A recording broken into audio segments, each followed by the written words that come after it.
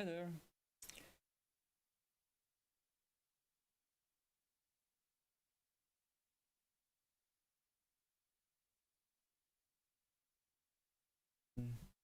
Unreal Engine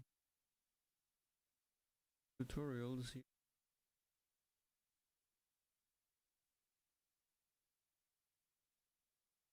Mic is not working.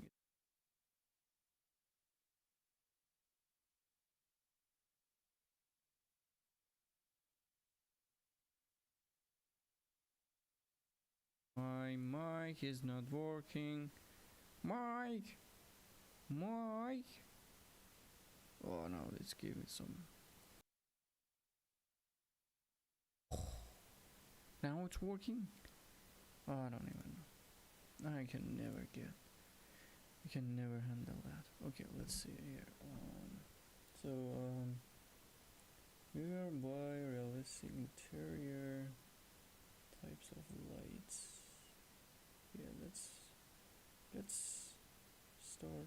Lights and bounce lighting to a really simple architecture scene that is provided within the free content.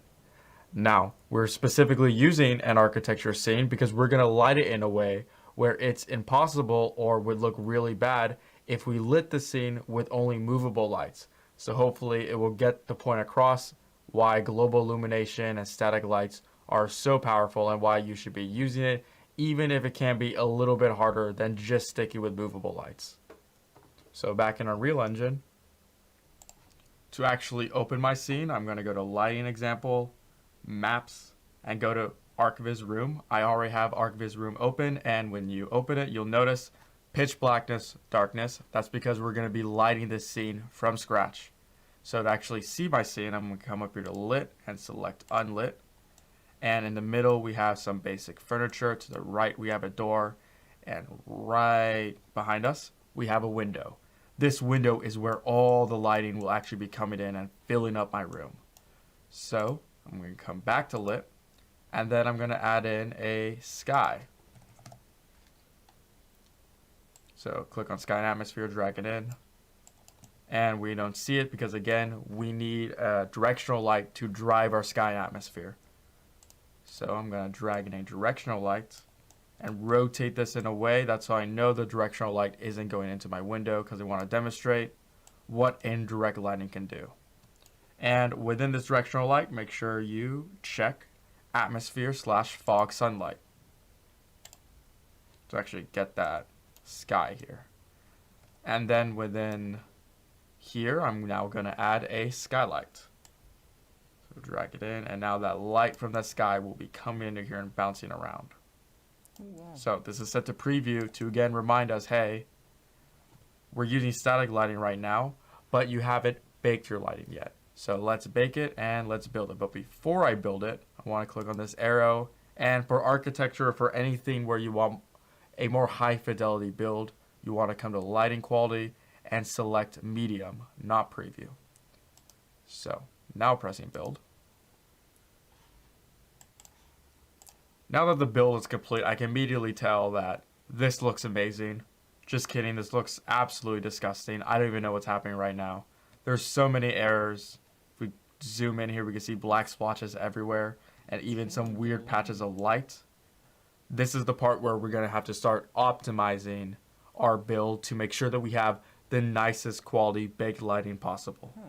And to begin, let's start off with light mass importance volumes. Okay. So to come place actors, type in light mass, and I'll just drag in importance volume. This is great because it will tell Unreal exactly where should the bulk of our baking be located. Alright, hang in there for a second. Let me grab some water.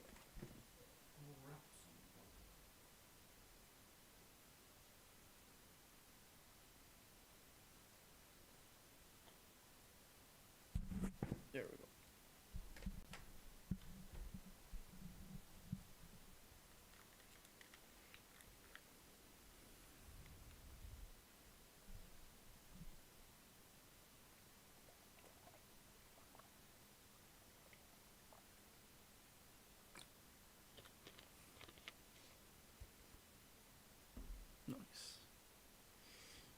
Nice. Nice. Okay, let me see here. So I'm gonna drag this out, make sure it encompasses my entire scene. So now this is just telling Unreal, hey, make sure you bake only this area. So if we had any other objects outside, it would lessen the bakes on those, but focus all the quality on what is encompassed. And then I'm going to add a light mask portal. So drag this in.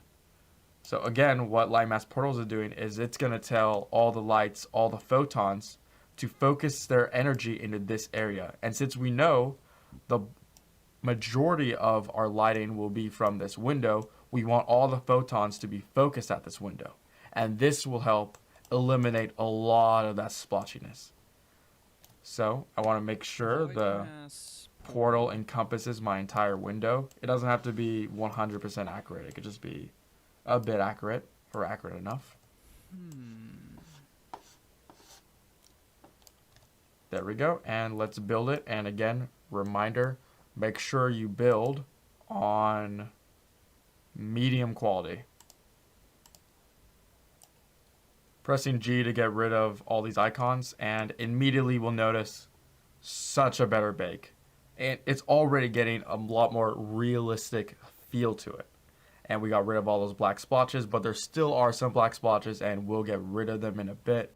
But before we do, I just want to fix the outside of our window right now, since when we look outside our window, it looks weird because there is no landscape and the horizon is just darkness. So our house is like floating in a dark void. We can fix this and actually give some color to the blackness by adding in an exponential height fog. So this will add fog everywhere, but the issue is that it's even adding fog inside of our room. So it's giving everything a milky tint to it and decreasing the contrast of our architecture. So we can fix this by having the exponential height fog selected, going into start distance, and I'm going to change the start distance to 500. There we go. Now we have some nice contrast in the room, and if I look outside, we don't get that weird blackness that we were getting beforehand.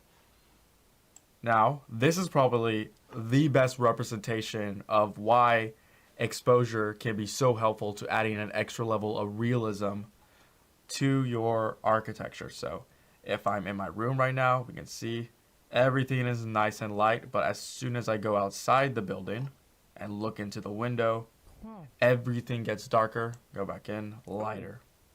Wait, what?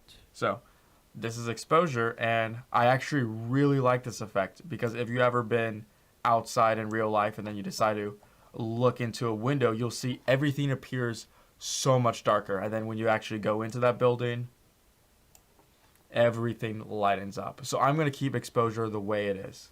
And when your eyes adjust here and you turn around, the sky just looks blown out. And that's what we want to see, since that's physically accurate to what we would see in real life. Before we can improve on our baked lighting, something's just really not looking right, and that is the reflections on our objects. Yeah. Reflection looks like this. It's looking pretty bad, really glossy, because we forgot to add in a reflection capture. So in place actors, I'm going to type in reflection and just drag in a spear reflection capture. Box reflection capture will also work well for this scene, but I'll just use spear reflection capture for now. And immediately our scene's reflections are fixed. So let's improve our lighting bake. And first thing I'll notice that if I zoom in here, we can see some, maybe it's not noticeable, but we can see that there's squares, and these squares are then blurred. This tells me that the light map resolution is too small, because remember, baked lighting is literally just creating a shadow texture that will be overlaid on our models. And right now, that shadow texture resolution is way too small.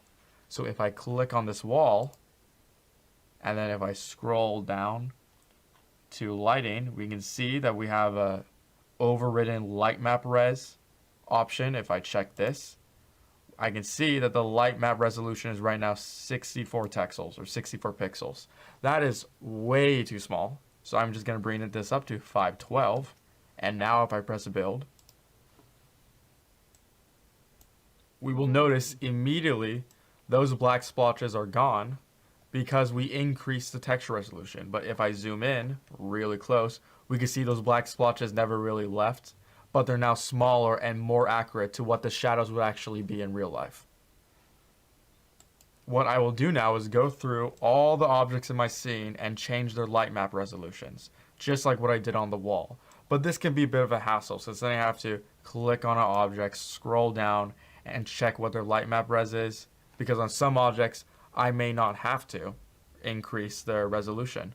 This is fine because we can actually view each object resolution in the viewport by going to Lit, then going down to Optimize View Modes, and clicking on Light Map Density. Now we get a new view of our scene, and each of these squares is a pixel of our baked lighting texture. And we can see that's kind of a gradient. So blue means low resolution, green means higher resolution, yellow's higher, and finally we reach red. For a really realistic architecture scene, we want everything to be in the yellowish, reddish range. But for our purposes, I'll try to make sure everything gets into the yellow range. So first thing I'm going to do is increase the light map resolution on the ceiling. So click on this.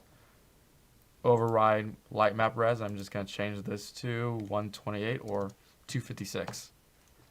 I'm going to change the bottom here to 256. And the baseboard can also have the light map bumped up just a bit. So I'm going to change this to 128. And then I'm going to change this little grid stuff, this grid wall pattern up to, this is already 256. I'm just going to change this to 512. And also change the chair to 128. I will ignore changing the light map resolution of the furniture right here. It looks pretty good. Actually, I think for a table, I will increase that to 256. Quality will be very higher now. And now, let's see what our lighting looks like when we build it. Oh boy, here we go. You'll notice two things just happened. Number one, the build took a lot longer. That's one of the issues with increasing light map resolution, since now it has more textures it needs to calculate, resulting in exponentially higher builds. And that's why for some architecture scenes, you can have a build going up to a couple hours to an entire day. Wow. Also, our lighting looks a lot nicer. So much nicer. We can actually start to see those small details of those indirect light shadows coming from the window over there. But we still have some issues. For example, right here we can see some light bleeding, so some whiteness where there shouldn't be any. Right here, right there, and all throughout the room. And also, our light is still, our shadows are still kind of blurred. We can now fix this by actually adjusting the settings of how the lights are baked themselves. And to do that, we need to open up the world settings. And by default, Unreal doesn't have world settings. So again, going back to our UI section, if I come up to Windows, I can unhide hidden windows. So I'm going to go click on world settings to bring that back. And now in light mask, under light mask settings, we have all the settings that Unreal uses when baking our lights. So what I will do now is adjust some of these settings and then rebuild and see how it improved my scene. So first thing I will adjust is bring down the static level scale to 0.1. The lower this level is, then the more detail we're going to get out of the shadows. The only issue is that, again, this will increase build time. We also need to compensate for lowering the static lighting level scale by increasing the indirect lighting quality. So I'm going to bring that up to 10. Another thing I would do is increase the number of bounces to 10 for skylight and also 10 for indirect. And then I'm going to go to lighting smoothness and bring this to 1.3. So you're probably wondering, how did I go about and get these values? Well, before I started this tutorial, I went through and I did a whole bunch of settings and I played around a bit just to see which lighting would look the best. Now, for an actual methodology, I increased the bounce on both the indirect and the skylight bounces, because more light bounces would mean more light overall, so a much more accurate scene. And then I decrease the static lighting level scale. What this does is that it just decreases the range at which the lights are looking for objects, so we can actually get a lot more shadow detail. So when it's lower, you get more shadow detail. The only issue is that this can cause light bleeding, light map issues. So then in response to that, you want to increase the indirect lighting quality. So a general rule of thumb that Epic Games recommends. I can't go further. I have a ton of videos here listed in my watch later, and a couple of playlists. So I will go over them maybe tomorrow, but now I'm very tired and sleepy. So have a nice day.